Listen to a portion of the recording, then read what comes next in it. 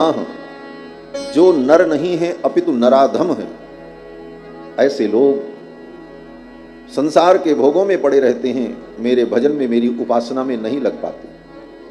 नमाम दुष्कृतिनो मूढ़ाः प्रपद्यन्ते नराधमाः। तो भगवान के वचन के अनुसार मानव जीवन को पाकर हम आत्म कल्याण के लिए भगवान के भजन में, भगवान की उपासना में लगें, यही जीवन का परम सार है। श्री रामायण की चर्चा हम सभी लोग श्रवण करेंगे। रामायण क्या है? रामायण का मतलब महर्षि वाल्मीकि की रचना। यद्यपि सामान्यतया श्री तुलसीदास जी महाराज की कृति को लोग रामायण के नाम से जानते हैं, अनुभव करते हैं। रामचरित्र होने के कारण, राम जी की कथा होने के कारण वह भी रामायण ही है, परंतु उसका नाम है श्री रामचरितमानस। रामायण नाम महर्षि वाल्मीकि की जो कृति है उसका है। महर्षि वाल्मीकि ने भगवान श्री राम के चरित्र को जो लिपिबद्ध किया, लिखा, उस अपूर्व ग्रंथ का नाम रामायण है। और ये रामायण महाकाव्य विश्व का प्रथम काव्य है। रामायण के पहले इस धरती पर कोई काव्य नहीं था, और रामायण की रचना करने वाले महर्षि वाल्मीकि वो प्रथम कवि हैं, आदि कवि हैं। महर्षि वाल्मीकि आदि कवि हैं और उनकी रचना रामायण विश्व का प्रथम काव्य है, आदि काव्य है। आरती में जब हम लोग गाते हैं तो क्या कहते हैं? व्यास आदि कविवर जब बखानी, काग भुसुंड गरुण के ही की, आरती श्री रामायण जी की। व्यास आदि कविवर्य, आदि कविवर्य कविश्रेष्ठ महर्षि वाल्मीकि ने इसकी रचना की। और रामायण वेदावतार है।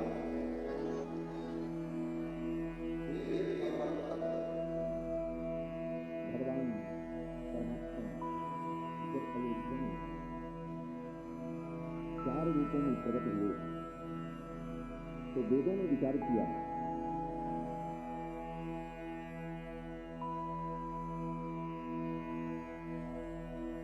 मैं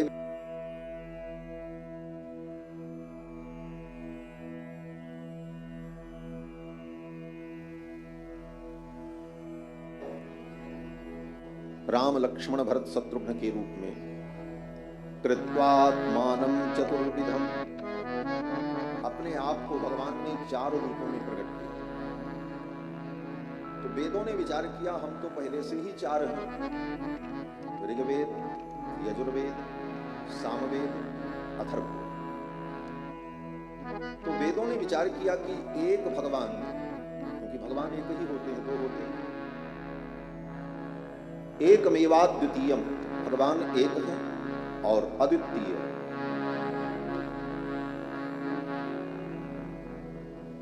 जो भगवान एकमेवाद्वितीयम, एक और अद्वितीय है, ऐसे भगवान ने अपने आप को चार रूपों में प्रकट कर दिया। कृत्वात्मानं चतुर्विधम। तो वेदों ने विचार किया कि हम तो चार रूप में पहले से हैं। तो जब एक भगवान चार रूपों में प्रकट हो गए तो हम चारों वेद एक रूप में प्रकट हो गए, और चारों वेदों ने संयुक्त रूप से महर्षि वाल्मीकि की वाणी के द्वारा रामायण के रूप में अवतार ग्रहण कर रामायण के अवतार। वेद वेद्ये परे पुंसी जाते दशरथात्मजे। वेद वेद्ये परे पुंसी, जो वेद के द्वारा वेद्य माने जाने जाने योग्य है, वेदों के द्वारा ही भगवान को जाना जा सकता है। इसीलिए भगवान का एक नाम है वेद वेद्य। वेद वेद्य का मतलब वेद के द्वारा ही जिनको जाना जा सकता है। ऐसे परम तत्व भगवान जाते दशरथात्मजे, जब वो दशरथ जी के आत्मज बन गए, पुत्र बन गए, तो वेद प्राचेत सादासीत साक्षात रामायणात्मना। वेदों ने प्राचेतस महर्षि, प्रचेता के पुत्र महर्षि वाल्मीकि के द्वारा रामायण के रूप में अवतार लिया। तो ये रामायण ग्रंथ वेदावतार है। चारों वेदों को पढ़ने का जो फल है वही फल रामायण पढ़ने का। चारों वेदों को श्रवण करने का जो फल है वही फल रामायण के श्रवण का फल है। ऐसा ये अलौकिक ग्रंथ, दिव्य ग्रंथ है, जिस रामायण में राम जी का चरित्र तो है ही, रामचरित्र के माध्यम से भक्ति के सिद्धांत को, शरणागति के सिद्धांत को, धर्म नीति को और अनेक प्रकार के गंभीर विषयों का वर्णन महर्षि वाल्मीकि ने रामायण के माध्यम से किया है। रामायण में 24,000 श्लोक हैं और 500 सर्ग हैं। 7 कांडों में ये रामायण निबद्ध है। 7 कांड में श्री रामचरितमानस में जो गोस्वामी जी ने 7 कांड नामकरण किया है, बालकांड, अयोध्या कांड, अरण्य कांड, किष्किंधा कांड, सुंदर कांड, लंका कांड और उत्तर कांड, ऐसे ही वाल्मीकि रामायण के कांडों का भी नामकरण है। एक जगह थोड़ा सा अंतर है, वो मैं आपको बता दूं।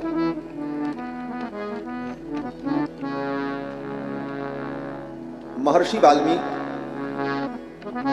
6ठे कांड को युद्ध कांड कहते हैं, उसी को गोस्वामी जी ने लंका कांड शब्द से कहा। नाम में केवल इतना अंतर है बस। अयोध्या का और बालकांड, अयोध्या कांड, अरण्य कांड, किष्किंधा कांड, सुंदर कांड, युद्ध कांड और उत्तर कांड, इस प्रकार से 7 कांड श्रीमद् वाल्मीकि रामायण। 24,000 श्लोक श्रीमद् वाल्मीकि रामायण में।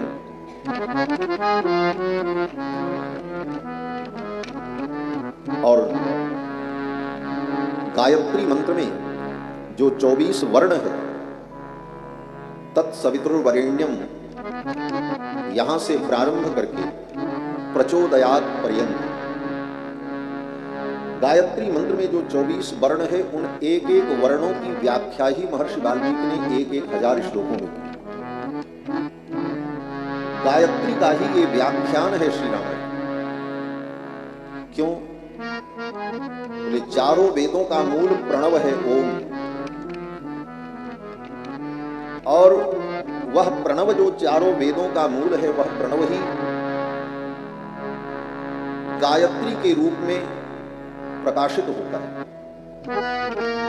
तो गायत्री मंत्र के अंदर जो संपूर्ण वेद का सार निहित है, उस सार को ही 24,000 श्लोकों में महर्षि वाल्मीकि ने रामायण के रूप में निबद्ध किया। और उसी क्रम से गायत्री मंत्र त से प्रारंभ होता है, तत्सवितुर्वरेण्यम। उसके पहले जो बोलते हैं भूर्भुवस्वः, वो गायत्री मंत्र का अंग नहीं, वो व्याहृति है, उसको व्याहृति कहा जाता है। बहुत से मंत्रों में पहले व्याहृति लगाई जाती है, तब उस मंत्र को पढ़ा जाता है। जैसे किसी सम्मानित व्यक्ति का नाम लेने के पहले श्री श्री, परमादरणीय, परम पूज्य, परम महान इत्यादि विशेषणों को कह करके तब उनका नामोच्चारण किया जाता है। उसी प्रकार गायत्री की इतनी महिमा है कि गायत्री मंत्र का उच्चारण करने के पहले प्रणव और व्याहृति का उच्चारण करने के बाद ही गायत्री का उच्चारण होता है। लेकिन गायत्री मंत्र तो तत्सवितुर्वरेण्यम यहां से प्रारंभ होता है, त से, और गायत्री मंत्र का समापन भी त पर होता है, प्रचोदयात्। त से लेकर त तक ये 24 अक्षर गायत्री मंत्र में। जैसे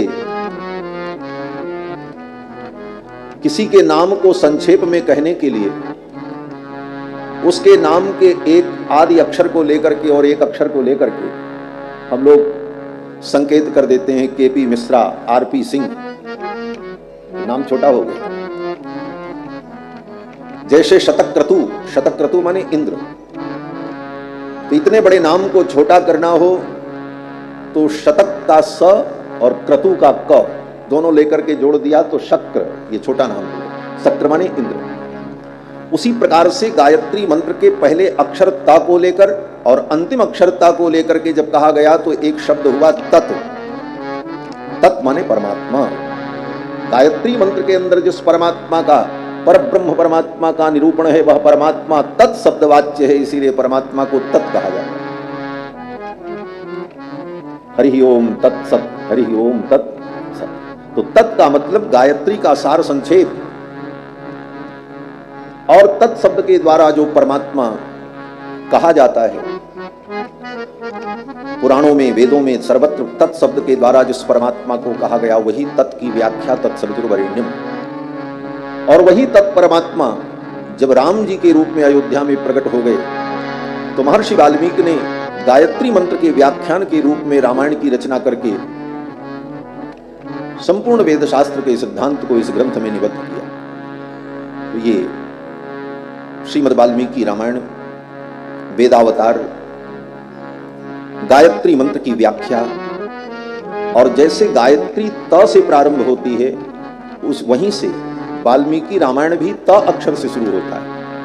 तपस्वाध्याय निरतम तपस्वी वाग्विदाम्बरम नारदम परिपप्रच्छ वाल्मीकिर्मुनिपुंगवम। ये वाल्मीकि रामायण का प्रथम श्लोक है, तकार से ही प्रारंभ होता है। और त से प्रारंभ करके त पर ही समाप्त होता है। बलम विष्णोः प्रवर्धताम, मकार हल होने के कारण प्रवर्धताम, तकार पर जाकर के मंत्र की पूर्ति होती है, रामायण की पूर्ति होती है।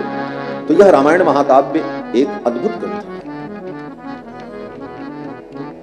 और इसकी महिमा स्वयं वेद व्यास जी कहते हैं। श्री वेद व्यास जी ने 18 पुराण और महाभारत की रचना की। भगवान के अवतार हैं वेद व्यास जी। वेद व्यास जी को ब्रह्मा जी ने कहा कि तुम रामायण पढ़ो, और रामायण के पढ़ने से, रामायण के अनुष्ठान से तुम्हारे अंदर वह योग्यता उत्पन्न होगी, तब तुम्हारे द्वारा 18 पुराण की रचना हो पाएगी। पठ रामायणम व्यास काव्य बीजम सनातनम। ब्रह्मा जी ने कहा, हे व्यास, पठ रामायणम काव्यम, इस रामायण काव्य को पढ़ो। ये क्या है? बोले काव्य बीजम सनातनम, ये सनातन काव्य बीज है। बिना रामायण पढ़े कोई कवि नहीं हो सकता, और बिना रामायण पढ़े अगर कोई कवि बना है तो उसका कवित्व तो सार्थक नहीं है, उसका कवित्व तो सिद्ध ही नहीं हो सकता। ब्रह्मा जी कहते हैं पठ रामायणम काव्यम, पठ रामायणम व्यास काव्य बीजम सनातनम। ये रामायण समस्त काव्यों का बीज है और इसे तुम पढ़ो। यत्र रामचरितम स्यात् तदहम तत्। व्यास जी कहते हैं इस रामायण को पढ़ करके ही मेरे अंदर ये योग्यता उत्पन्न हुई कि काव्य कैसे बनाया जाता है, काव्य की रचना क्यों होती है, इन विषयों को मैंने जाना, और तब मेरे अंदर ये सामर्थ्य उत्पन्न हुआ कि मैंने 18 पुराण और महाभारत की रचना। तो ये रामायण काव्य अद्भुत काव्य है, महर्षि वाल्मीकि की रचना है। स्वयं ब्रह्मा ही वाल्मीकि के रूप में प्रकट होकर भगवान श्री राम के चरित्र को 24,000 श्लोकों में लिपिबद्ध करते हैं। दूसरी बात, वाल्मीकि जी कोई चोर डाकू नहीं थे। आजकल हमारे सनातन धर्म के जो दिव्य महापुरुष हैं, जिनकी वाणी में और जिनकी लेखनी में हमारी अटूट श्रद्धा है, ऐसे हमारे सनातन धर्म के महापुरुषों के प्रति विधर्मियों ने और षड्यंत्रकारियों ने अनेक प्रकार की दंत कथाएं और भ्रम समाज में फैलाया। केवल वाल्मीकि जी के ही विषय में नहीं, वेद व्यास जी के विषय में, कि वेद व्यास जी तो ऐसे ऐसे उत्पन्न हुए और वो ब्राह्मणेतर हैं। महर्षि वाल्मीकि पहले चोर डाकू थे, सूत जी जो हैं वो वर्णशंकर हैं। इस प्रकार की बातों को विधर्मियों के द्वारा विशेष रूप से फैलाया गया। कारण कि जब हम अपने ही महापुरुषों के जीवन को संदिग्ध मान लेंगे तो उनके प्रति जो हमारी श्रद्धा है वो विचलित हो जाएगी, और जब उनके प्रति ही हमारी श्रद्धा नहीं रहेगी तो उनकी वाणी के प्रति हमारी श्रद्धा कहाँ रहेगी। तो विधर्मियों ने ये सोचा कि सनातन धर्मावलंबियों के अंदर जो धर्म की स्थापना है उसका मूल कारण वाल्मीकि की वाणी और वेदव्यास की वाणी और सूत जी की वाणी, जिसके कारण लोग धर्म से और सत्य से जुड़े हुए हैं, तो इनको धर्म से विमुख किया जाए। तो इसका यही उपाय है कि इनके जो महापुरुष हैं उनके प्रति भ्रम फैलाया जाए। तो ये सब भ्रम फैलाया गया। महर्षि वाल्मीकि चोर डाकू नहीं थे। स्वयं महर्षि वाल्मीकि भगवान श्री राम से कहते हैं कि प्राचेतसोहम दशमः पुत्रो राघवनंदन। जब सीता जी को लेकर के महर्षि वाल्मीकि राम जी के दरबार में आए, जब राम जी ने एक अयोध्या के नागरिक के कहने पर सीता जी को त्याग दिया था, तो सीता जी महर्षि वाल्मीकि के आश्रम में चली गई। महर्षि वाल्मीकि ने उनको संरक्षण दिया और वहीं पर सीता जी ने सुंदर 2 पुत्रों को जन्म दिया।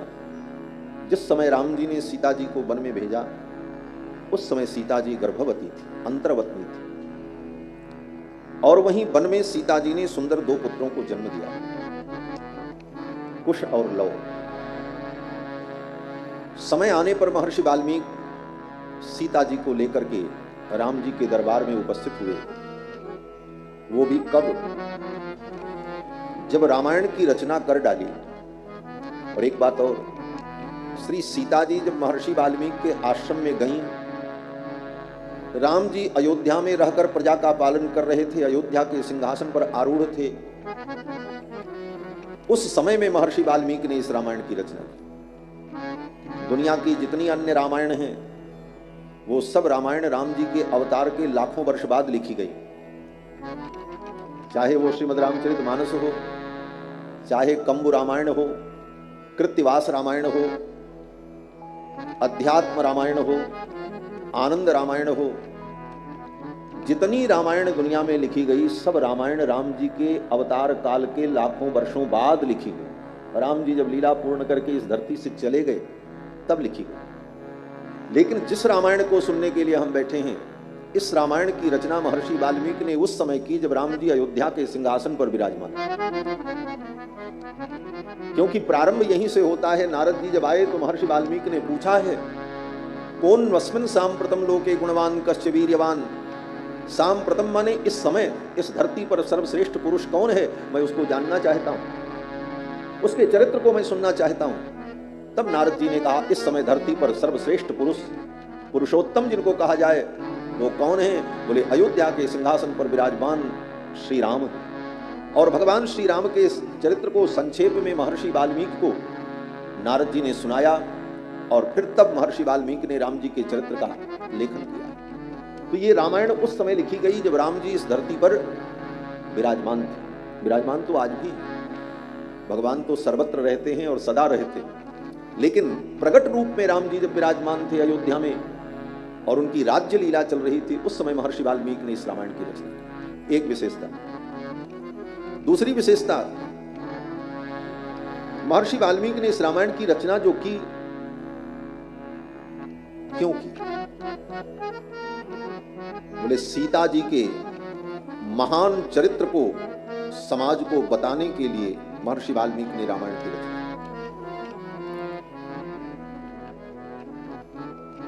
परंपरा से हम यही सुनते चले आए हैं कि ये रामायण राम जी का चरित्र है। चरितम रघुनाथस्य शतकोटि प्रविस्तरम। राम जी का तो चरित्र है ही, लेकिन इस राम चरित्र में प्रधानता सीता जी के चरित्र की। महर्षि वाल्मीकि स्वयं रामायण में लिखते हैं कि कृत्स्नम रामायणम काव्यम सीतायाश्चरितम महत। कृत्स्नम रामायणम काव्यम, ये रामायण काव्य जो है संपूर्ण रूप से सीतायाश्चरितम महत, ये सीता जी का महान चरित्र है। महर्षि वाल्मीकि कहते हैं ये सीता जी का महान चरित्र है। बोले तो चर्चा राम जी की भी तो आती है। तो कहते हैं अब राम जी सीता जी के दुल्हा हैं, राम जी सीता जी के पति हैं, तो उनकी चर्चा तो आएगी ही आएगी। भाई कहाँ उनको छोड़ दिया जाए। लेकिन प्रधानता तो सीता जी के चरित्र की, और सीता जी के, श्री जानकी जी के महान चरित्र को समाज को बताने के लिए, क्योंकि चरित्र पर प्रश्न चिन्ह लगा था सीता के चरित्र पर, राम के चरित्र पर प्रश्न चिन्ह नहीं लगा था। प्रश्न चिन्ह सीता के चरित्र पर था। अयोध्या के नागरिक ने कहा कि सीता रावण के घर में रह करके आई, और राम जी ने फिर इनको स्वीकार कर लिया। राम जी का गुप्तचर घूम रहा था अयोध्या की गलियों में। एक धोबी, कपड़ा धुलने वाला, अपनी पत्नी को डांट रहा था। उसकी पत्नी कहीं चली गई थी, 10 दिन बाद लौट करके आई थी। तो वो अपनी पत्नी को डांट रहा था, निकल जा मेरे घर से, मैं तुझे अपने घर में अब नहीं रखूंगा, तू पराये घर में रह करके आई। और ये कहते हुए, डांटते हुए उसने उदाहरण राम जी का दिया। तूने मुझको राम समझ रखा है कि पर घर में रहने वाली सीता को पुनः स्वीकार कर लिया। मैं ऐसा नहीं हूं, मैं तुम्हें स्वीकार नहीं करूं। यह उदाहरण देकर के उस धोबी ने अपने पत्नी का तिरस्कार किया। गुप्तचर ने आकर के ये बात राम जी को बताई। राम जी को बड़ी पीड़ा हुई। इस संदेह का मैं निराकरण कैसे करूं। यद्यपि सीता जी परम शुद्ध, परम पवित्र है, उनकी पवित्रता में लेश मात्र भी संदेह नहीं है, परंतु प्रजा को समझाना इतना आसान भी नहीं। राम जी ने सोचा अगर मैं कहूंगा कि मेरी सीता परम पवित्र है तो लोग मेरे प्रश्न का जवाब तो नहीं देंगे, मेरी बात का जवाब नहीं देंगे, सुन लेंगे, मान लेंगे। लेकिन मन में यह सोच सकते हैं कि राम जी ने अपनी पत्नी का पक्ष लिया। उनकी वो पत्नी है, इसलिए अपनी पत्नी के पक्ष में उन्होंने कहा। सीता जी का चरित्र परम पवित्र है, इस बात को स्थापित करने के लिए भगवान श्री राम ने विचार किया कि कुछ दिनों के लिए सीता जी को मैं वाल्मीकि महर्षि के आश्रम में भेज दूं, और महर्षि वाल्मीकि के द्वारा रामायण की रचना होने वाली है। उस रामायण में आदि से लेकर अंत तक संपूर्ण चरित्र का वर्णन महर्षि वाल्मीकि करेंगे। तो जब उस रामायण को लोग सुनेंगे तो सीता जी की पवित्रता का उन्हें ज्ञान हो जाएगा। मैं कहूंगा तो लोग विश्वास नहीं करेंगे, लोग ये सोचेंगे सीता जी इनकी पत्नी है इसलिए ये अपनी बात कहे। लेकिन वही बात महर्षि वाल्मीकि की वाणी से जब प्रकट होगी तो लोगों को विश्वास होगा। आप अपने विषय में कुछ कहो तो वो बात उतनी महत्वपूर्ण नहीं होती, लेकिन कोई दूसरा व्यक्ति आपकी महिमा का वर्णन करे तब लगता है कि हाँ वो कह रहे थे तो वो तो गलत नहीं कह सकते। और महर्षि वाल्मीकि रामायण की रचना करेंगे, उन्हें रामायण की रचना का सामर्थ्य कैसे प्राप्त हो, तो भगवान ने स्वयं कृपा करके श्री जानकी जी को इस बहाने भेज दिया कि ये वाल्मीकि महर्षि के आश्रम में रहेंगी। सीता जी कौन है? बोले साक्षात भगवान की करुणा है। भगवान ने अपनी करुणा को ही महर्षि वाल्मीकि के आश्रम में भेज दिया। और जब महर्षि वाल्मीकि ने संपूर्ण रामायण की रचना की और रचना करके कुश और लव को पढ़ाया, और फिर कुश लव ही इस कथा को सर्वप्रथम राम जी के दरबार में गाते हैं। इस रामायण की एक विशेषता यह भी है कि राम जी ने स्वयं इस कथा को सुना है। राम जी के समय में ही ये रामायण लिखी गई और फिर सर्वप्रथम राम जी ने इसको सुना, और राम जी के पुत्र कुश और लव ने इसे गा करके सुनाया दरबार में, और राम जी भी सभी श्रोताओं के बीच में बैठकर इस रामायण को सुनते, जिस रामायण को हम लोग सुनने जा रहे हैं। और राम जी ने कैसे सुना? नैमिषारण्य में उस समय राम जी का अश्वमेध यज्ञ चल रहा था। उसी अश्वमेध यज्ञ में महर्षि वाल्मीकि कुश और लौ को लेकर के पहुंचे और ये दोनों भाई रामायण का जब गान करने लगे, राम जी ने देखा तो राम जी ने इनको बुलवाया और बुलवा करके कहा कि मेरे दरबार में रामायण का गान हो और मैं भी बैठ करके सुनूं। फिर तो राम जी के दरबार में ही इस कथा का आयोजन हुआ। कुश और लव इस कथा को गाने लगे, सारी प्रजा बैठ करके सुनने लगी। राम जी भी अपने सिंहासन पर बैठे थे, उतर करके नीचे आ गए और साधारण लोगों के बीच में बैठकर इस कथा को सुनने लगे। सचापि राम परिषद गतस्सनैः बुभूषया सक्तमना बभूव। सचापि राम परिषद गतस्सनैः। राम जी अपना सिंहासन छोड़कर साधारण लोगों के बीच में आकर के बैठ गए और कथा को सुनने लगे। क्यों? लेकिन कथा ऊंचे सिंहासन पर बैठ करके नहीं सुननी चाहिए। सुनने वाला श्रोता सुनाने वाले से नीचे बैठे तब कथा सुनने का फल होगा। श्रोता के वक्ता के बराबर आसन लगा करके अगर श्रोता बैठे तो उसका पुण्य नष्ट हो जाता है। समासनात् पुण्य हानि। वक्ता के समकक्ष बराबर आसन लगा करके अगर श्रोता बैठे तो उसका पुण्य नष्ट हो जाता है। और वक्ता से ऊंचे आसन लगा करके अगर श्रोता बैठे, बोले तो कथा सुनने के बाद वो नरक जाता है। कथा सुनने वाले भगवान के धाम जाते हैं, लेकिन वक्ता से ऊपर आसन लगा करके बैठ करके अगर कथा सुना तो कथा का फल नहीं होगा, उसे नरक जाना पड़ेगा।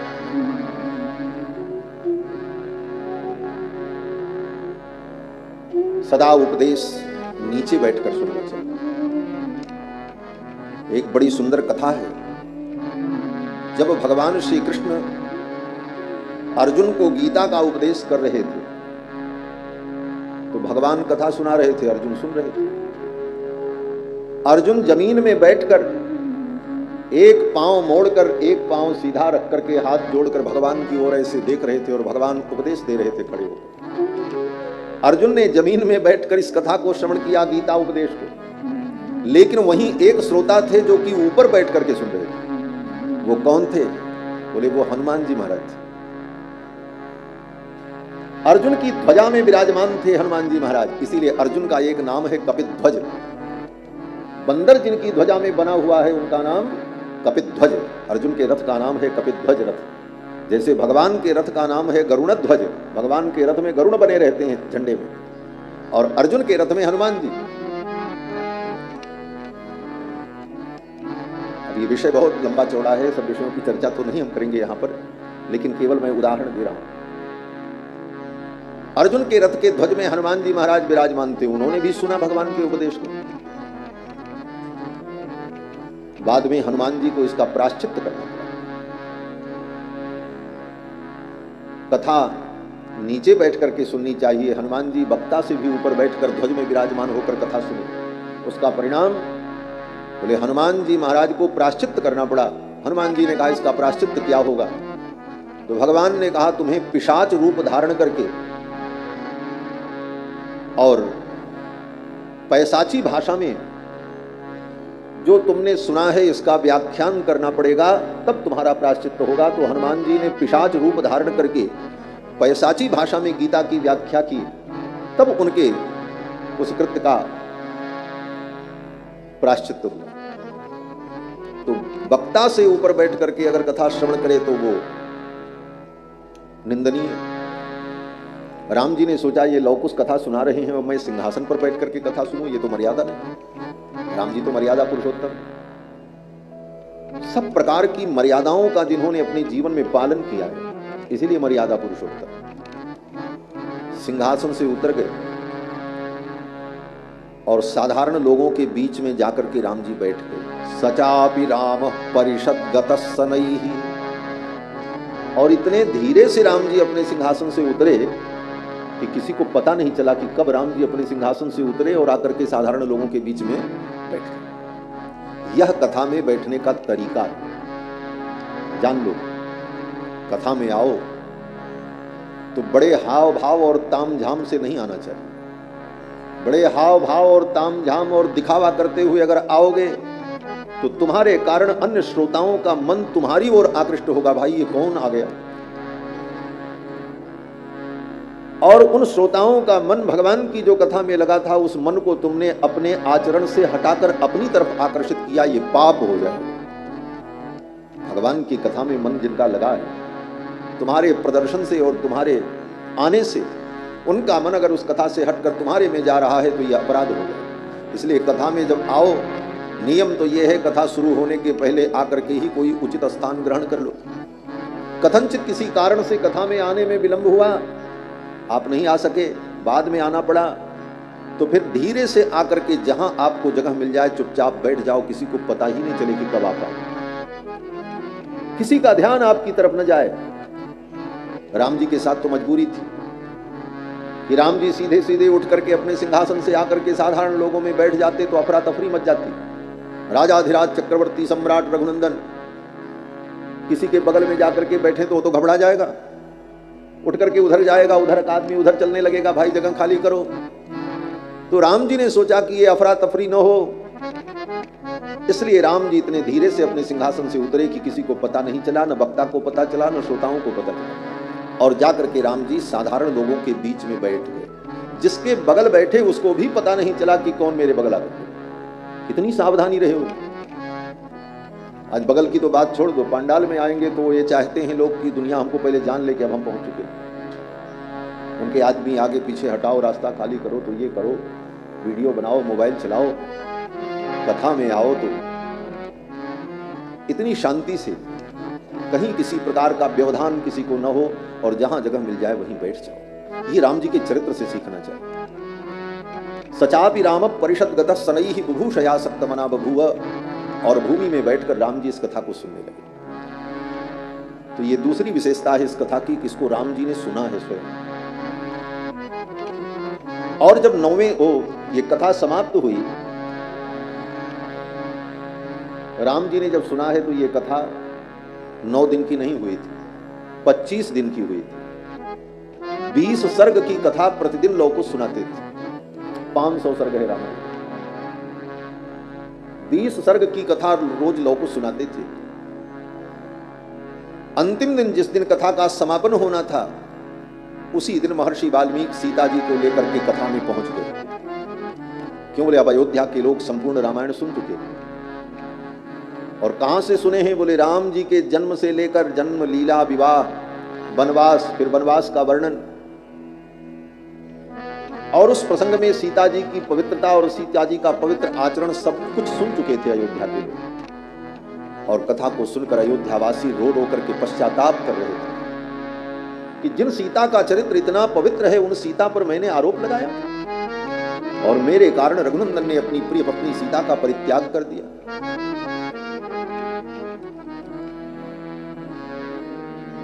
प्रजा के लोग राम कथा सुन करके रो रो करके पश्चाताप कर रहे थे। उसी समय महर्षि वाल्मीकि सीता जी को लेकर के कथा मंडप में पहुंच गए। लोगों ने देखा सीता को तपस्विनी के वेश में, साध्वी के वेश में, आभूषण से रहित, एक ऋषि कन्या का जो वेश होता है उस वेश में सीता जी जब पधारी तो अयोध्या की प्रजा की आंखें झुक गई लज्जा के कारण। ऐसी पवित्र देवी को हमने संदेह की दृष्टि से देखा। लोगों को महान पश्चाताप होने लगा। उसी समय महर्षि वाल्मीकि ने भगवान श्री राम से कहा, रघुनंदन मैं कुछ कहने के लिए आया। क्या कहने? महर्षि वाल्मीकि ने कहा, पहले तो आप ये जान लो, प्राचेत सोहम दशमः पुत्रो राघवनंदन। हे रघुनंदन, मैं प्रचेता का 10वां पुत्र हूं, मेरा नाम वाल्मीकि। प्रचेता के 10वें पुत्र महर्षि वाल्मीकि, इसीलिए इनका नाम प्राचेतस। ये कोई डाकू और चोर नहीं थे। इसी बात की मैंने शुरुआत की थी कहने के लिए। तो महर्षि वाल्मीकि प्रचेता के पुत्र हैं। और फिर आगे महर्षि वाल्मीकि कहते हैं, न स्मरामि अनृतम वाक्यम। हे राम, आज तक मैंने कभी असत्य भाषण नहीं किया। मुझे स्मरण नहीं है कि कभी मैंने झूठ बोला हो। और मैं कह रहा हूं इमौ तु तव पुत्र को, ये दोनों बालक जो कथा सुना रहे हैं ये ऋषि कुमार नहीं हैं, राम ये तुम्हारे पुत्र हैं लवकुश। जब महर्षि वाल्मीकि ने भरी सभा में ये बात कही, अब तो सब लोगों ने अपनी आंखें उठाई, सबकी नजर तो झुक चुकी थी सीता के महान चरित्र को सुनकर। और जब वाल्मीकि महर्षि के मुख से सुना, वाल्मीकि जी ने कहा ये आपके पुत्र हैं दोनों, तब प्रजा के लोगों ने सिर उठाया और देखा राम जी के पुत्र को। बिंबाद दिवोत्थितौ बिंबौ राम देहात तथा परौ, जैसे बिंब से बिंब प्रकट हो गया हो।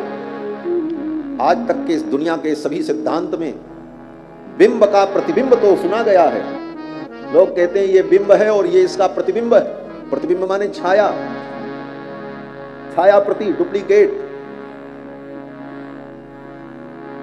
उसकी कॉपी हो सकती है, उसको जो भी कह लो, कॉपी कह लो, छाया चित्र कह लो, उसका प्रतिबिंब कह लो, लेकिन बिंब से बिंब प्रकट हो यह आज तक नहीं सुना गया। सूर्य का भी प्रतिबिंब होता है, सूर्य से बिंब नहीं प्रकट होता। लेकिन महर्षि वाल्मीकि कहते हैं कि ये दोनों बालक जो हैं ये कौन हैं? बोले राम रूपी बिंब से प्रकट होने वाले बिंब हैं। बिंबाद दिवोत्थितौ बिंबौ राम देहात तथा परौ, अर्थात जो राम जी एक हैं वही राम जी दो रूपों में मानो सामने प्रकट। राम देहात तथा परौ, जब लोगों ने लवकुश को देखा तो जिन लोगों ने राम जी का बालपन देखा था, बचपना देखा था, उन लोगों को अनुभव हुआ रही ठीक राम जैसे, वैसी ही आंख, वैसी ही नाक, वैसी ही बनावट, लगता है राम जी के अंदर से दो राम जी प्रकट हो गए। बिंबाद दिवोत्थितौ बिंबौ राम देहात तथा परौ। और जब संपूर्ण कथा हो गई, महर्षि वाल्मीकि ने कहा राम मैंने कभी झूठ नहीं बोला है। इमौ तु तव पुत्र कौ, ये दोनों तुम्हारे पुत्र हैं। मनसा कर्मणा वाचा भूत पूर्वम न किल विषम, मन वचन कर्म से पहले मैंने कभी कोई पाप नहीं किया है, मुझे याद भी नहीं। मन वचन कर्म से भी मैंने कभी कोई पाप नहीं किया, ये महर्षि वाल्मीकि कह रहे हैं। अब इसके बाद भी आप कहो कि वाल्मीकि जी चोर थे, डाकू थे। आदि कवि महर्षि वाल्मीकि चोर डाकू नहीं थे, वो प्रचिता के पुत्र और परम आप्त महर्षि हैं, ब्रह्मा के अवतार हैं।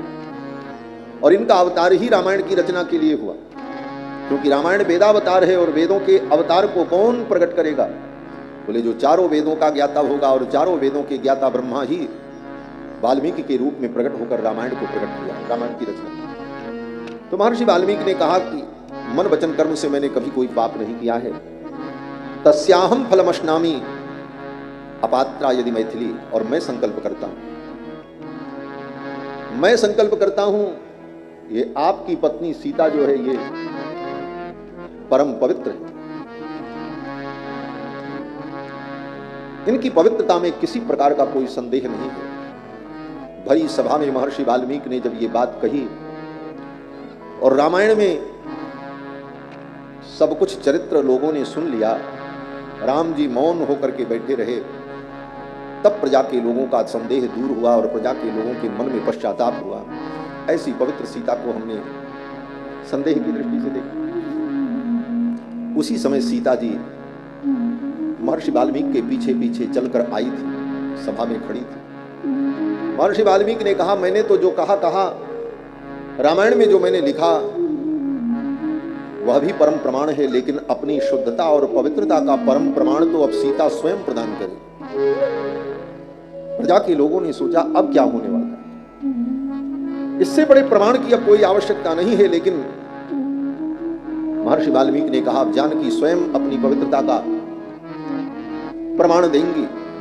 और श्री जानकी राम जी के सम्मुख दरबार में आई और हाथ जोड़ करके प्रणाम किया भगवान रघुनंदन को। और सीता जी ने कहा मन वचन कर्म से श्री रघुनंदन के चरणों में मैंने अपने मन और चित्त को अगर लगाया हो, मैं पवित्र हूं, मेरा आचरण पवित्र है और मेरा पातिक व्रत अगर सत्य है, तो हे माधवी देवी, हे धरती, तू मुझे मार्ग प्रदान कर, मैं तेरी गोद में आना चाहती हूँ। मनसा कर्मणा वाचा पति में कर समर्चिता, मन वचन कर्म से अगर मैंने रघुनंदन के चरणों में प्रेम किया हो तो तदा में माधवी देवी विवरम दातुमर्हसि। हे माधवी देवी, हे पृथ्वी, तू मुझे विवर प्रदान कर, मुझे आने का मार्ग दे। सीता जी ने ज्यों ही इतना कहा तब तक राम जी के दरबार में ही वो धरती फट गई, धरती विदीर्ण हो गई और लोगों ने देखा अनेक प्रकार के मंगल वाद्य बजने लगे अंतरिक्ष में और धरती के अंदर से एक दिव्य सिंहासन प्रकट हुआ और उस सिंहासन पर भगवती भूदेवी विराजमान थी और भूदेवी ने अत्यंत गंभीर वाणी में कहा, सीते पुत्री, मैं तुझे लेने आई हूं, आओ और मेरे साथ चलो। श्री जानकी जी धीरे धीरे अपने चरण को बढ़ाते हुए भूदेवी की ओर चलने लगी। सारे लोग थर थर कांपने लगे, किसी का साहस न हो सका कि सीता जी को कोई रोक सके और उनके सन्निकट आ सके। और सीता जी आकर के भूदेवी की गोद में बैठ गए। भूदेवी ने कहा, सीते तुम मेरे साथ चलो। और ये कहकर भूदेवी सीता जी को लेकर के पृथ्वी में प्रवेश करने लगी। वो सिंहासन धीरे धीरे धरती के अंदर पुनः भीतर जाने लगा। लोग तो कांप रहे थे इस दृश्य को देखकर। राम जी अपने सिंहासन से उठ करके दौड़ पड़े, सीते मुझे छोड़कर मत जाओ। और जब तक राम जी दौड़ करके सीता जी के सन्निकट पहुंचते तब तक वो सिंहासन धरती में समाई गया। पृथ्वी की दरारें बंद हो गईं। भगवान श्री राम उस धरती पर लोट लोट करके करुण क्रंदन करने लगे और भगवान राम ने कहा, मेरी सीता मुझे वापस कर दो और मेरी सीता अगर मुझे प्राप्त नहीं हुई तो आज मैं पूरे ब्रह्मांड को नष्ट कर दूंगा। ऐसा क्रोध प्रकट हुआ राम जी का। फिर तो लक्ष्मण जी ने भगवान को संभाला। फिर राम जी धीर गंभीर हो गए, क्योंकि लीला तो यही होगी। और श्री जानकी जी सदा के लिए धरती में प्रविष्ट हो गए। तो यह रामायण काव्य सीता जी का महान चरित्र है। महर्षि वाल्मीकि कहते हैं, कृत्स्नम रामायणम काव्यम सीतायाश्च चरितम महत्। ये सीता जी का महान चरित्र है। आज के दुष्ट लोग जिनको रामायण का ज्ञान नहीं है वो राम जी पर प्रश्न चिन्ह लगाते हैं कि राम जी कितने निर्दयी थे। राम जी ने अपनी पवित्र पत्नी सीता पर संदेह किया और अपनी सीता का त्याग किया। क्या एक मर्यादा पुरुषोत्तम को इस प्रकार अपनी पत्नी का त्याग करना चाहिए? राम जी ने यह बहुत बड़ा गलत कार्य किया। आजकल के बुद्धिमान लोग, कुछ लोग ऐसा कहते हैं कि राम जी ने सीता का जो त्याग किया ये अच्छा नहीं है। और कुछ तो तथाकथित विद्वान राम जी ने सीता का त्याग नहीं किया है ये सिद्ध करने के लिए ही कितनी पुस्तकें लिख डाले। लेकिन सीता के त्याग से सीता के महान चरित्र की प्रतिष्ठापना हुई, इसलिए सीता का त्याग राम के लिए अनिवार्य था। सीता जी के महान चरित्र को राम जी ने स्थापित कराया और विश्व का प्रथम काव्य रामायण सीता जी के महान चरित्र के लिए ही लिखा गया। और इस महान चरित्र को, एक नारी के महान चरित्र को स्वयं नरोत्तम पुरुषोत्तम राम ने बैठ करके श्रवण किया। यह सीता जी की महिमा को ही संसार में फैलाने के लिए राम जी ने लीला की। महर्षि वाल्मीकि कहते हैं, सीतायाश्च चरितम महत्। ये रामायण जो है सीता जी का महान चरित्र। अगर ये घटना घटित न होती, राम जी सीता जी को वन में न भेजते तो रामायण न लिखी जाती। रामायण न लिखी जाती तो सीता जी के ऊपर आज नहीं, जब तक ये सृष्टि रहती तब तक लोगों के अंदर संदेह बना रहता और लोग प्रश्न करते रहते। लेकिन आज सीता के चरित्र पर प्रश्न नहीं होता है। आप विचार कर लेना, आपको जीवन में अनेक संत महात्मा मिले होंगे। कथा होती है तो श्रोता अनेक प्रकार के प्रश्न करते हैं। वक्ताओं को उन प्रश्न का उत्तर देना पड़ता है। लेकिन किसके प्रश्न चरित्र पर? बोले राम जी के चरित्र पर। बड़े बड़े वक्ता विद्वान जब सवेरे सो करके उठते हैं और उनको कथा में जाना होता है तो सिर पकड़ करके एक बार सोचते हैं, आज लोग क्या पूछेंगे। पता नहीं किस बात पर राम जी के चरित्र पर कोई प्रश्न कर दे कि राम जी ने ऐसा क्यों किया, ऐसा क्यों किया, ऐसा क्यों किया। लेकिन आज तक सीता के चरित्र पर, भगवती के चरित्र पर किसी ने प्रश्न नहीं किया। सीता जी का चरित्र इतना निर्मल है। बड़े बड़े वक्ताओं का सिर दर्द होने लगता है, क्या उत्तर देंगे। राम के चरित्र पर कोई प्रश्न करेगा तो क्या कहना पड़ेगा।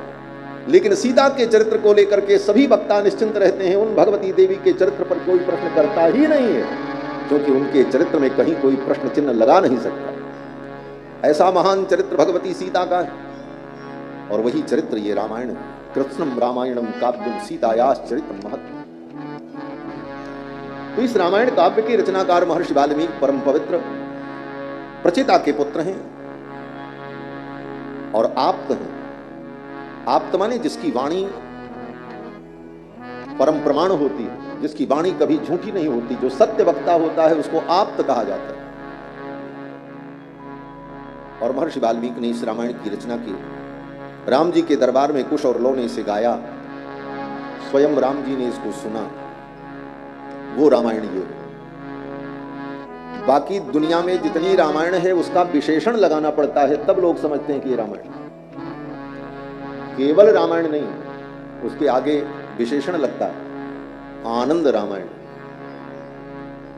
कृत्तिवास रामायण, अध्यात्म रामायण, कंबु रामायण, सुख रामायण, हर रामायण के पहले विशेषण लगा है। लेकिन केवल रामायण अगर कहा जाए, ये 4 अक्षर रामायण, तो रामायण का मतलब आदि काव्य महर्षि वाल्मीकि की रचना, ये 24,000 श्लोक, इसका नाम रामायण। और इसका लेखन महर्षि वाल्मीकि ने कैसे किया, कहते हैं एक दिन महर्षि वाल्मीकि अपने आश्रम में बैठे थे, कुटिया में। उसी समय देवर्षि नारद महर्षि वाल्मीकि के आश्रम में आए। नारद जी जब आए तो महर्षि वाल्मीकि ने नारद जी का पूजन किया। अचानक कोई आए तो वो अतिथि होता है। जो बता करके आए, सूचना दे करके आए, जिसका आना पहले से तय हो, वो अतिथि नहीं होता। अतिथि के समान उसका भी आदर किया जाता है, लेकिन वो अतिथि नहीं है। अतिथि उसे कहते हैं जिसके आने की कोई तिथि और समय पता न हो और आ जाए, उसका नाम अतिथि होता है। आप कोई तैयारी भी नहीं किए और आ गया, अब आप जब उत्साह से उसके लिए तैयारी और पूजा के लिए दौड़ोगे तो वह आपका भाव उस अतिथि के लिए आतिथ्य बन जाएगा। ये नियम। देवर्षि नारद आए, महर्षि वाल्मीकि ने विचार किया ये अतिथि, और जो बिना बताए, बिना पूर्व नियोजित आ जाए तो वो अतिथि है, और अतिथि भगवान का स्वरूप होता है। हमारा वेद कहता है, मातृदेवो भव, पितृदेवो भव, आचार्य देवो भव, अतिथि देवो भव। अतिथि क्या है? बोले देवता है, भगवान का स्वरूप होता है। और अतिथि का पूजन होना चाहिए। महर्षि वाल्मीकि ने नारद जी का पूजन किया, और पूजन करने के बाद उनसे प्रश्न किया। तपः स्वाध्याय निरतम तपस्वी वाग विदाम्बरम। तपस्या और स्वाध्याय में निरत रहने वाले देवर्षि नारद, वाग विदाम्बरम, जो विद्वानों में श्रेष्ठ हैं, नारदम, ऐसे नारद जी से तपस्वी वाल्मीकि मुनि ही परिपप्रच्छ। महर्षि वाल्मीकि ने पूछा, पहले तो पूजन किया, आतिथ्य किया, और फिर चरणों में प्रणाम करके महर्षि वाल्मीकि ने पूछा, भगवान आप अनेकानेक लोकों में भ्रमण करते रहते हैं, मैं आपसे जानना चाहता हूं, इस धरती पर सर्वश्रेष्ठ पुरुष कौन है? कौन अस्मिन् सांप्रतम लोके गुणवान कश्च वीर्यवान धर्मज्ञश्च कृतज्ञश्च सत्यवाक्यो दृढ़व्रतः चारित्रेण चको युक्तः सर्वभूतेषु को हितः। ये सब कहते हुए महर्षि वाल्मीकि ने नारद जी से जो पूछा, उसमें भगवान के 16 गुण की चर्चा की। मैं उस पुरुष को जानना चाहता हूं जो धर्मज्ञ हो, जो कृतज्ञ हो, जो सत्यवक्ता हो, दृढ़व्रत हो, चरित्रवान हो, समस्त प्राणियों का हितैषी हो, विद्वान हो, समर्थ हो, जिसका दर्शन सबको प्रिय हो, जो आत्मवान हो, जितक क्रोध हो, जिसने अपने जो क्रोध को जीत लिया हो, द्युतिमान तेजोमय हो, अनुसूय कहा, जो किसी की निंदा न करता हो और जिसकी कोई निंदा न करता हो, कस्य बिभ्यति देवाश्च जात रोषस्य संयुगे, मैं उस पुरुष को जानना चाहता हूं जिसके क्रोध करने पर देवता भी भयभीत हो जाते हैं। एतदिच्छाम्य हम श्रोतुम परम कौतूहलम हि में, महर्षि वाल्मीकि ने कहा ऐसे पुरुष के विषय में मैं सुनना चाहता हूं, मेरे मन में कुतूहल है। और हे देवर्षि, मैं जानता हूं महर्षि तुम समर्थोसी, महर्षि वाल्मीकि ने कहा देवर्षि आप समर्थ हैं, आप ही ऐसे पुरुष का परिचय दे सकते हैं, दूसरा कोई नहीं दे सकता। अरे गहरे नत्थु खैले, गली गली में डोलने वाले ऐसे गुणवान पुरुष का परिचय देने में समर्थ नहीं हो सकते। मैं जानता हूं महर्षि तुम समर्थोषि, ज्ञातुमेवं विधम नरम, ऐसे पुरुष के विषय में आपको ज्ञान है, आप ही हमारे प्रश्न का उत्तर दे सकते हैं। यहां पर महर्षि वाल्मीकि ने भगवान के 16 गुणों की चर्चा की।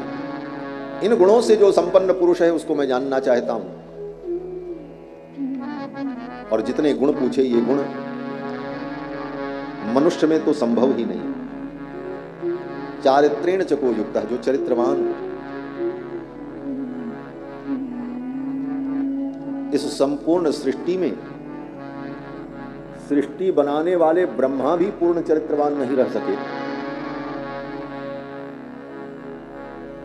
अपनी ही बेटी सरस्वती को देखकर व्यामोहित हो गए। अब बचा कौन? चारित्रेण चको युक्तः, जो चरित्र संपन्न है। बोले पूर्ण चरित्र तो परमात्मा में ही रहता है। कहते हैं सर्वभूतेषु को हितः, जो समस्त भूतों का हितैषी, वो भगवान ही हो सकते हैं।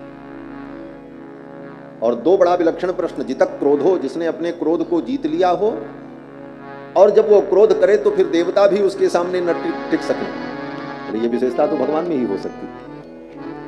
माने क्रोध को अपने जीत ले और जब जरूरत पड़े क्रोध करने की तो फिर उसके क्रोध के सामने कोई टिकने वाला न।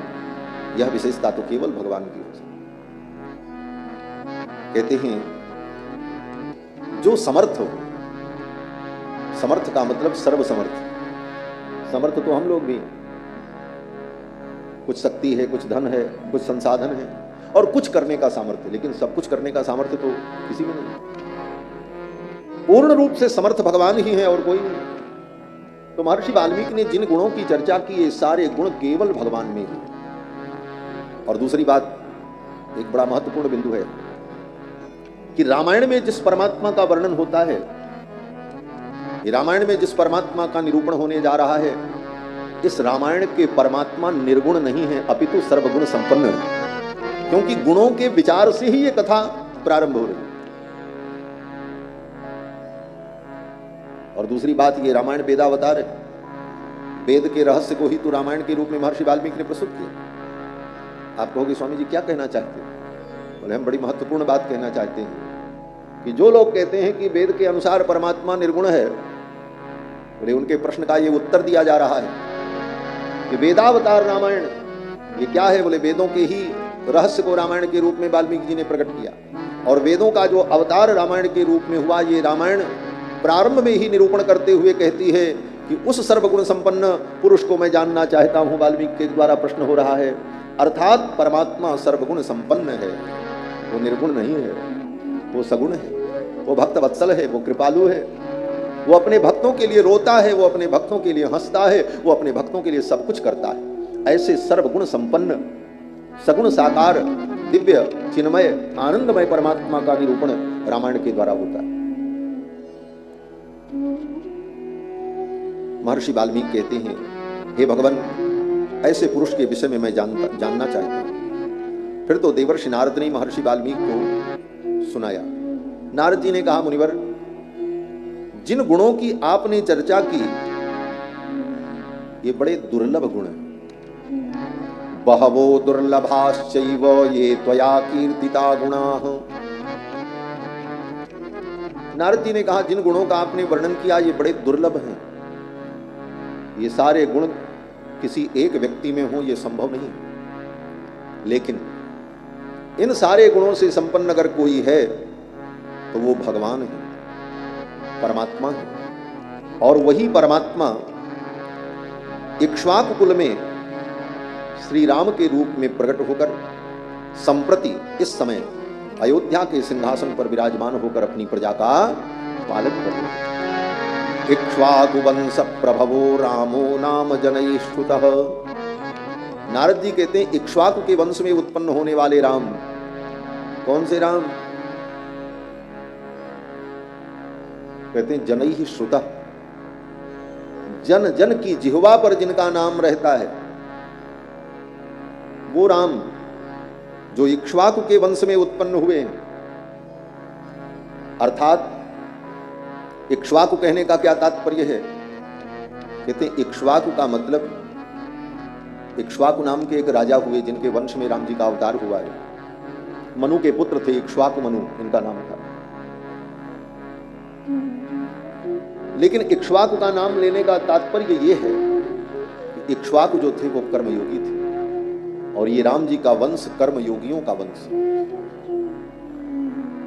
गीता में भगवान कृष्ण ने जब अर्जुन को उपदेश किया है तो भगवान ने कहा है, अर्जुन ये जो ज्ञान मैं तुमको दे रहा हूं, इस ज्ञान को लाखों वर्ष पहले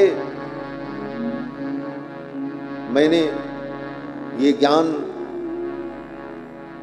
विवस्वान सूर्य को दिया था। इमं विवस्वते योगम प्रोक्तवान महमव्ययम।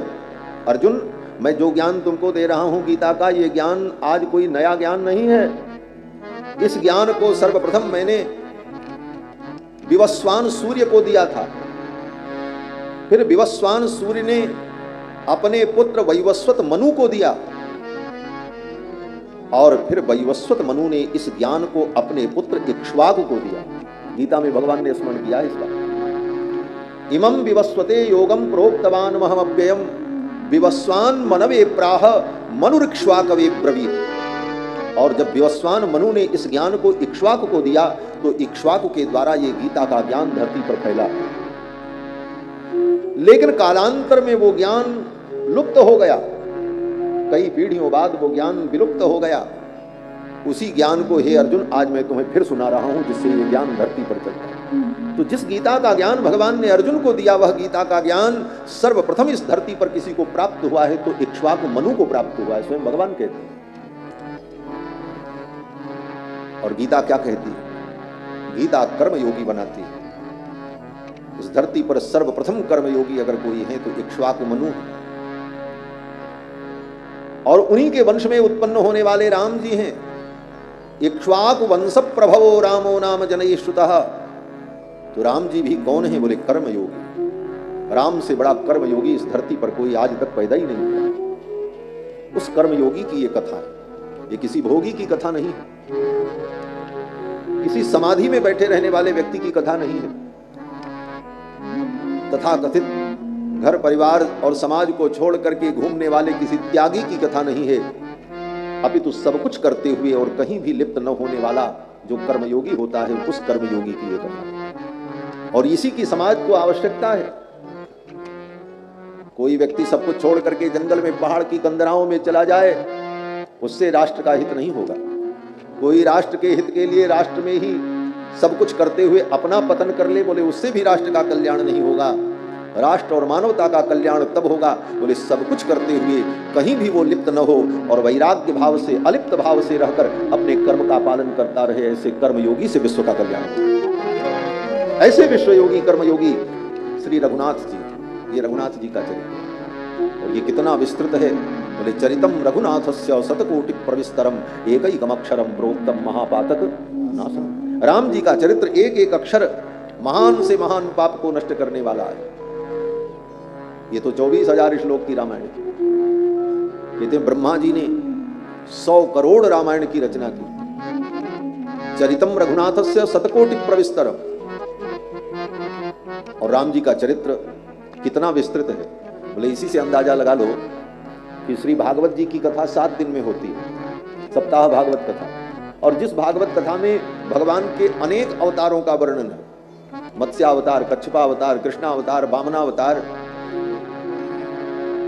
हरि अवतार, नरसिंह अवतार, अनेक अवतारों की कथा, और उसके बाद भी अनेकानेक चरित्र, तब भी वो भागवत कितने दिन की? बोले 7 दिन।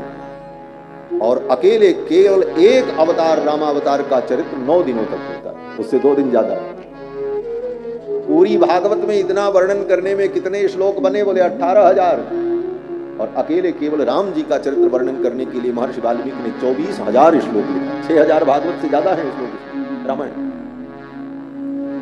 राम जी का चरित्र इतना विस्तृत है। गोस्वामी तुलसीदास जी महाराज कहते हैं, रामायण सतकोटि अपारा, रामायण सतकोटि अपारा, नाना भांति राम अवतारा। रामायण सतकोटि अपारा, नाना भांति राम अवतारा। रामायण रामायण 100 करोड़ रामायण भगवान के चरित्र के रूप में प्रकट हुई है। तो नारद जी से जब वाल्मीकि जी ने प्रश्न किया, तो नारद जी ने राम जी का चरित्र सुनाया वाल्मीकि जी।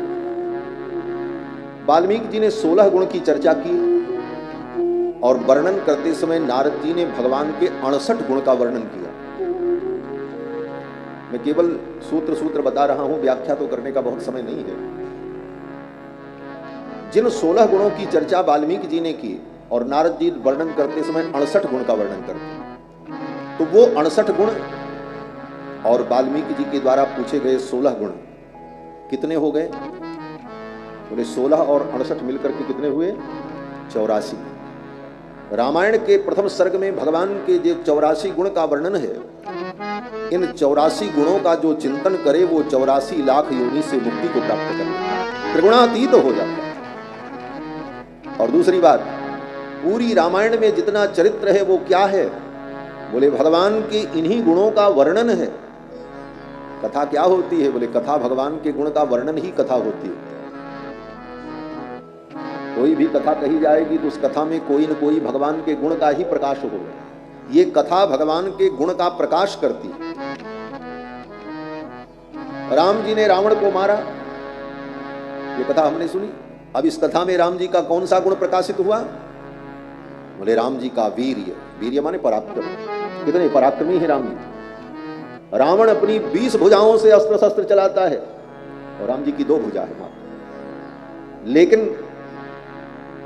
राम जी के अस्त्र शस्त्रों के सामने रावण के सारे अस्त्र शस्त्र नगण्य हो जाते हैं। तो इस कथा में राम जी के पराक्रम का प्राकट्य हुआ। गृद्धराज को गोद में लेकर के भगवान रो रहे हैं, उनके पंख कट गए थे। बोले इस कथा में क्या गुण प्रकट हुआ? बोले भगवान की करुणा का प्रादुर्भाव हुआ।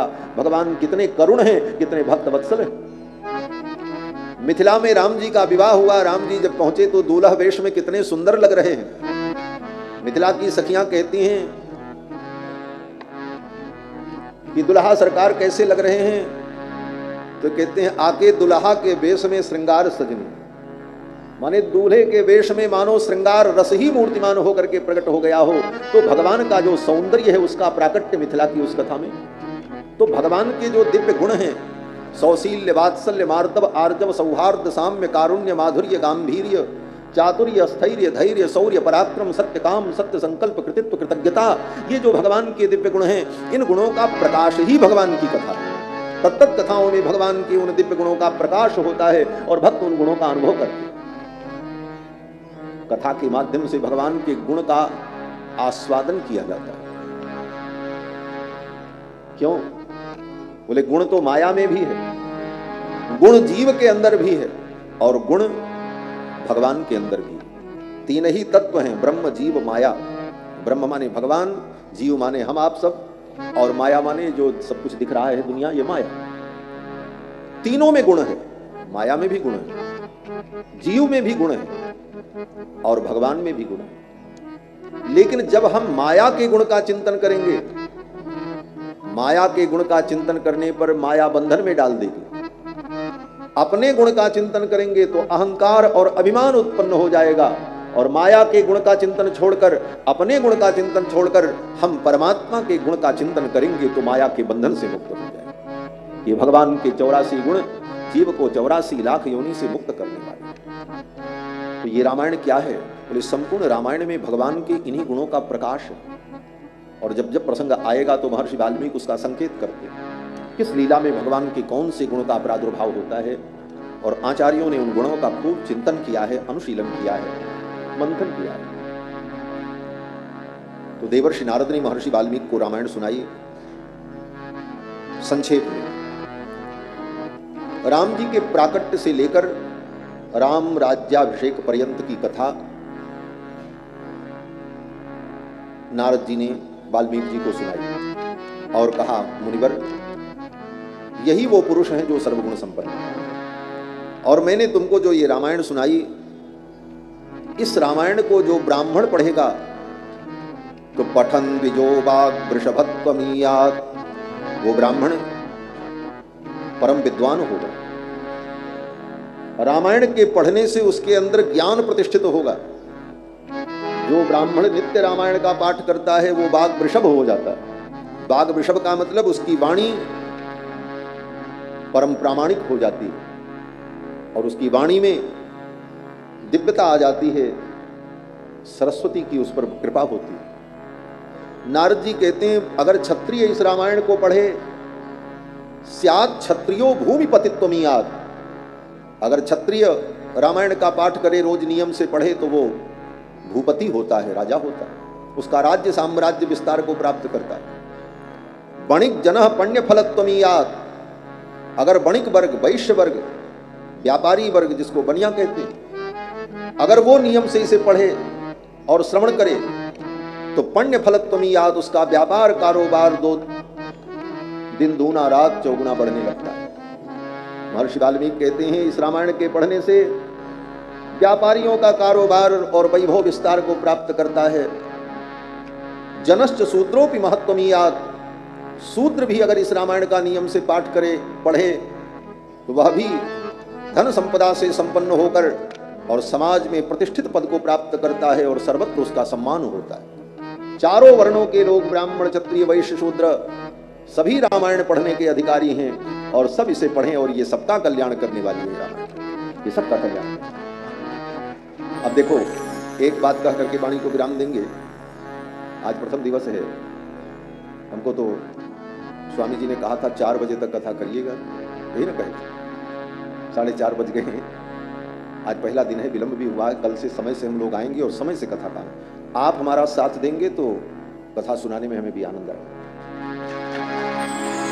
क्यों बोले, श्रोता वक्ता ज्ञान निधि कथा राम के गुरु। ये जितनी बड़ी तैयारी है और हमारे दाधीच परिवार के इन भक्तों ने जितनी श्रद्धा से ये सब कुछ किया है, इसकी सार्थकता किसमें? केवल वीडियो और रील बनाई जाए, ये सार्थकता नहीं। इन सारी तैयारी की सार्थकता यह है कि कितना अधिक समय आप हमको दें और मैं आपको दे सकूं, और शांति से, गंभीरता से बैठकर इन विषयों का हम आनंद लें, यही इसकी सार्थकता है। ये जो इतना बड़ा विस्तार, प्रचार और इतनी बड़ी तैयारी हुई, इसकी यही सार्थकता है भगवान की कथा, क्योंकि कथा के लिए तो ये सब कुछ किया गया। और ये तभी आनंद आएगा जब आप भी उतना समय दें, हम भी समय।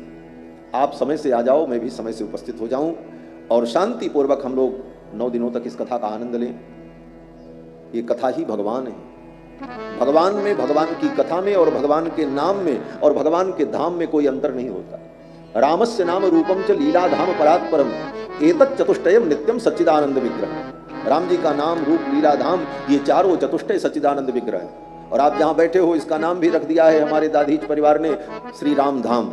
ये तो रखा है, श्री राम धाम। और राम धाम में कथा सुनाने कौन आए? बोले राम जी के धाम से, अयोध्या से चल करके आए। अब कथा किसकी है? बोले राम जी की। तो ये धाम भी राम जी का, सुनाने वाले भी राम जी के, आप भी राम जी के, क्योंकि हम सब राम जी के हैं। हम राम जी के, राम जी हमारे, सब तो राम जी के। और भगवान का नाम स्वयं भगवान ही। तो ऐसा सच्चिदानंद चतुष्टय नाम रूप लीला धाम का आनंद तभी होगा जब हम लोग धैर्य पूर्वक इस कथा को श्रवण करें और समय से आप आए, समय से मैं भी आ जाऊं और इस कथा का आनंद लें। तो बस थोड़ी सी बात कह करके वाणी को विराम देंगे। मैं निवेदन कर रहा था कि भगवान का अवतार क्यों होता है। बहुत सारी बातें हैं उसमें। गीता में भगवान ने कहा यदा यदा ही धर्मस्य ग्लानिर्भवति भारत अभ्युत्थानम धर्मस्य तदात्मानं सृजाम्यहं परित्राणाय साधूनां विनाशाय च दुष्कृताम्। रामायण में भी गोस्वामी जी ने कहा जब जब होई धर्म कय हानि बाढ़ी असुर अधम अभिमानी तब तब प्रभु धरि विविध सरिया। और भी बातें कहीं। जय विजय को शाप हो गया इसलिए भगवान को अवतार लेना पड़ा। नारद जी के शाप के कारण भगवान को अवतार लेना पड़ा। ये सब अवतार के प्रयोजन और कारण बताए गए। लेकिन वस्तुतः भगवान के अवतार का प्रयोजन क्या है? भगवान के अवतार का प्रयोजन है सुलभ होना। वैकुंठ में भगवान अगर बैठे रहें तो वो दुर्लभ है। जो वैकुंठ जाएगा उसी को मिलेंगे और किसी को नहीं मिलेंगे। अब वैकुंठ जाना इतना सरल है, कैसे वैकुंठ कोई चला जाएगा? जन्म जन्मांतर की साधना करते करते अनंत अनंत जन्म बीत जाते हैं, तब कहीं जीव को वैकुंठ मिलता है। तो भगवान वैकुंठ में ही बैठे रहें तो कितने दुर्लभ हैं आप सोचो। तो भगवान सोचते हैं मैं इतना दुर्लभ बन करके वैकुंठ में बैठा रहूं तो मेरी उपयोगिता क्या रह जाएगी? कोई वस्तु बहुत दुर्लभ हो जाती है तो वो बेकार हो जाती है। जो वस्तु मिलेगी ही नहीं, फिर ऐसी वस्तु की हमारे जीवन में कोई आवश्यकता नहीं रह जाती। कोहिनूर हीरा बड़ा बेशकीमती है, लेकिन एक पीस है केवल, किसी को मिलेगा ही नहीं, इतना दुर्लभ है। जब इतना दुर्लभ है तो उसके बिना किसका काम रुका है? सबका काम चल ही रहा। कौन उसकी आकांक्षा करता है? कोई वस्तु अत्यंत दुर्लभ हो जाए तो उसका हमारे जीवन में महत्व खत्म हो जाता है। हम कभी उसके विषय में सोचते ही नहीं, क्योंकि हमारा मन मान लेता है कि वो दुर्लभ है, वो मिलने वाला नहीं है, तो क्यों उसके लिए हम प्रयास करें?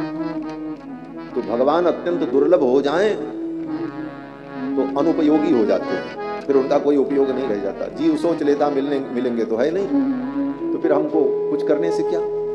तो भगवान ने सोचा मैं वैकुंठ में बैठा रहूं तो दुर्लभ बन करके, तो जीवों का कल्याण कैसे हो?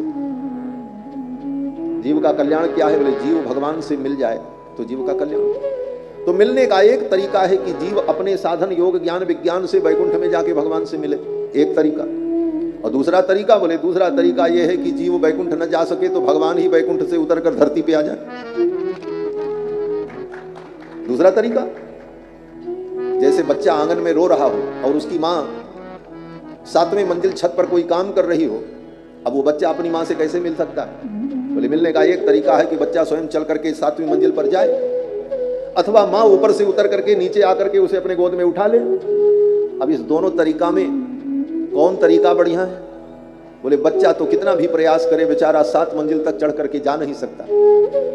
हाँ, वो अपनी मां के लिए रो सकता है, तड़प सकता है, और वो रोने लग जाए, तड़पने लग जाए तो कितना भी जरूरी काम क्यों न हो, मां छोड़ करके उतर करके नीचे आएगी और उसे गोद में उठाएगी। उसी प्रकार यह जीव जब भगवान के लिए विकल होता है, व्याकुल होता है, करुण क्रंदन करता है, तो परमात्मा करुणा के परवश होकर अपना वैकुंठ छोड़ करके इस धरती पर अवतार लेकर के आ जाते हैं। लो मैं तुम्हारे लिए सुलभ हूं। यही भगवान का सौलभ्य है। ये सौलभ्य गुण इसको कहा गया। सौलभ्य एक गुण है। किसी के लिए आप सुलभ बन जाओ, ये बहुत बड़ा गुण है। लोग कहते हैं महाराज बहुत ज्यादा सुलभ बन जाएंगे तो हमारी कोई महत्ता नहीं रह जाएगी। बोले तुम बहुत बड़े दुर्लभ बन जाओगे तब भी तुम्हारी महत्ता खत्म हो जाएगी। दुर्लभता भी तुम्हारे महत्व को नष्ट कर देगी। इसलिए सुलभ होना बहुत बड़ी बात है। ये सौलभ्य गुण है जो गुण राम जी से सीखना चाहिए। तो राम जी धरती पर प्रकट हुए, आकर भक्तों के लिए सुलभ हो। तो जब राम जी इतने सुलभ हो गए तो वेदों ने सोचा मैं ही दुर्लभ क्यों बना रहूं, क्योंकि वेद भी दुर्लभ है। वेद सब नहीं पढ़ सकता। वेद कौन पढ़ सकता है? बोले वेद केवल ब्राह्मण क्षत्रिय वैश्य 3 वर्ण के लोग। स्त्री भी वेद नहीं पढ़ सकती। स्त्री के लिए वेद पढ़ने का निषेध है शास्त्र में। शूद्र भी वेद नहीं पढ़ सकता। वेद व्यास जी कहते हैं स्त्री शूद्र द्विजबंधु नाम त्रयी न श्रुति गोचरा। इन बातों को आप अन्यथा मत समझना। धर्म का सिद्धांत बहुत सूक्ष्म होता है। पूर्वाग्रह से रहित होकर के जब व्यक्ति समझना चाहता है तभी उसे धर्म का सिद्धांत समझ में आता है। क्यों कहा गया है इस विषय पर हम फिर चर्चा करेंगे, लेकिन अभी तो आप ये समझो कि वेद पढ़ने का अधिकार केवल 3 व्यक्ति के लिए बताया गया, ब्राह्मण, क्षत्रिय, वैश्य। वो भी अपने से नहीं पढ़ सकता, पहले उसका यज्ञोपवीत संस्कार हो। यज्ञोपवीत होने के बाद वो अपना घर छोड़ करके गुरुकुल में जाए। अरे बोले गुरुजी घरे आकर के पढ़ा दे, गुरुजी ही घर आकर के पढ़ा दे, बोले ये भी नहीं चलेगा। वो यज्ञोपवीत संस्कार के बाद गुरुकुल में पढ़ने जाए तब वेद पढ़ा जाता है। नहीं तो दशरथ जी के पास कोई पैसा की कमी थी क्या? चक्रवर्ती सम्राट थे, उनके बेटों का जनेऊ हुआ तो दशरथ जी कह देते गुरुदेव वशिष्ठ से कि आप यहीं हमारे बच्चों को पढ़ाओ, हमारी आंखों के सामने मेरे बच्चे रहें। अगर दशरथ जी कह देते तो गुरुजी मान भी जाते वशिष्ठ जी, क्योंकि आते तो रोज से दरबार में बैठते ही थे वशिष्ठ जी। अगर वशिष्ठ जी ये कहते कि आपके बच्चों को पढ़ाने के लिए मैं यहाँ आऊं तो बाकी बच्चों को मैं गुरुकुल में कैसे पढ़ाऊंगा? तो दशरथ जी इतने समर्थ थे, दशरथ जी कहते महाराज ये मेरा महल आप ले लो, इसी को गुरुकुल बना दो, मैं दूसरे महल में रह लूंगा, अपनी व्यवस्था कर लूंगा, लेकिन मेरे बच्चे मेरी आंखों से ओझल न हो, आप इनको मेरी आंखों के सामने ही रखो।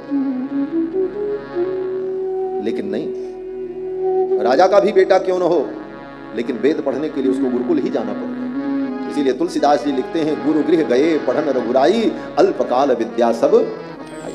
गुरुकुल में पढ़ते तो वेद अपने से भी नहीं पढ़ सकते, अपने घर में भी नहीं, गुरुकुल में जाकर के पढ़ना, गुरु के चरणों में बैठ करके पढ़ना। हाँ, अगर किसी ब्राह्मण का पिता वेदज्ञ है और वो अपने पिता से ही वेदों का अध्ययन करता है तो वो घर में पढ़ सकता है, क्योंकि ऋषि मुनि अपने पुत्रों को भी पढ़ाते थे तो उनके लिए तो वही घर है। लेकिन गुरुकुल में जाकर के अध्ययन करना ये विधि,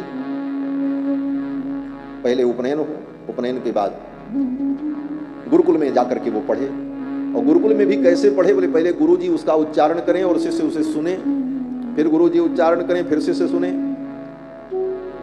फिर तीसरी बार में गुरु और शिष्य दोनों उन मंत्रों को एक साथ पढ़ें। इस तरह वेद के एक एक मंत्रों को पढ़ करके तब उसका अधिकार प्राप्त किया जाता है।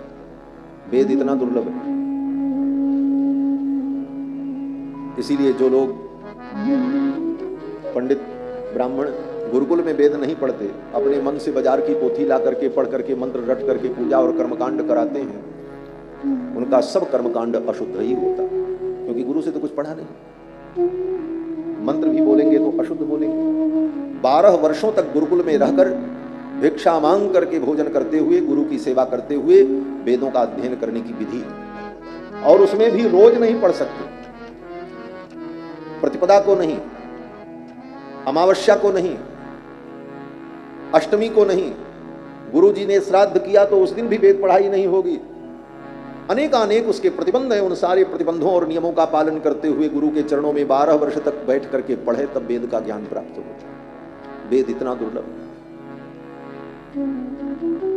तो वेदों ने विचार किया हम इतने दुर्लभ रहेंगे तो जीव का कल्याण कैसे, मैं भी सुलभ हो जाऊं। तो सुलभ होने के लिए व्यक्ति को अपने में परिवर्तन लाना पड़ता है।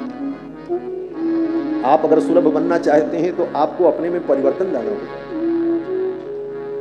जैसे भगवान सुलभ होने के लिए अपना वैकुंठ छोड़ करके, जो सबके पिता हैं, उन्होंने किसी को अपना माता पिता बना लिया। सारे जगत के माता पिता भगवान, तुमेव माता च पिता तुमेव बंधुश्च गुरुस् तुमेव। उन भगवान ने किसी को अपना पिता बनाया और किसी को माता बनाया, और उसके माध्यम से वो सुलभ हो गए, अपने आप को बदल डाला, राम और कृष्ण के रूप में इस धरती पर आ गए। तो भगवान ने जब अपने आप को दूसरे रूप में बदला और सुलभ हुए, तो वेदों ने भी विचार किया मैं भी अपने आप को प्रकट करूं, और वेदों ने रामायण के रूप में अवतार लिया। वेद प्राचेत सादासीत साक्षात रामायण। वाल्मीकि महर्षि के द्वारा चारों वेदों ने रामायण के रूप में अवतार लिया। अवतार और अवतारी शब्दों पर ध्यान देना। अवतार और अवतारी तत्वतः एक ही होते हैं, लेकिन कुछ अंतर भी होता है। क्या अंतर होता है? बोले वैकुंठ में विराजमान जो भगवान हैं वही भगवान राम जी हैं, कोई अंतर नहीं है। लेकिन वैकुंठ में जो बैठे हैं वो अवतारी हैं, और यहां पर जो प्रकट हो गए वो कौन है? बोले अवतार। नाम बदल जाता है, अवतार और अवतारी होते एक ही। उसी तरह वेद का अवतार रामायण के रूप में हुआ। वेद अवतारी है और रामायण बोले उसका अवतार है।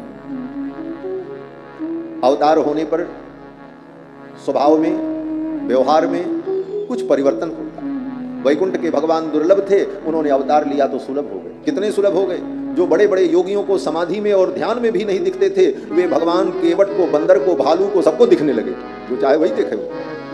केवट मीत कहे सुख मानत बानर बंधु बढ़ाई, जानत प्रीत रीति रघुराई। रघुनाथ जी सबके लिए सुलभ हो गए।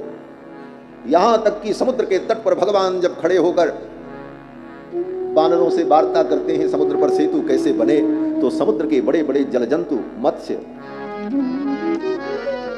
मकर, सर्प, व्याल, ये समुद्र के अंदर रहने वाले जीव बार बार अपना मुख निकाल करके राम जी को दर्शन देखते हैं, दर्शन करते हैं। इतने सुलभ हो।